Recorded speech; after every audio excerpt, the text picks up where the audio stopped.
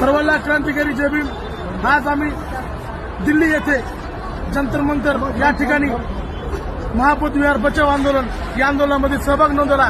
या आंदोलन झाल्यानंतर आज दिल्ली येथे डॉक्टर बाबासाहेब आंबेडकर भवन या ठिकाणी आम्ही आलेलो आहोत।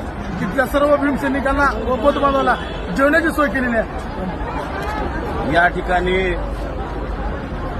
भंते विनाचार्य यांच्या मार्गदर्शनाखाली नेतृत्वाखाली आज दिल्ली या ठिकाणी महाबोधी विहार मुक्ती आंदोलन या ठिकाणी पार पडले।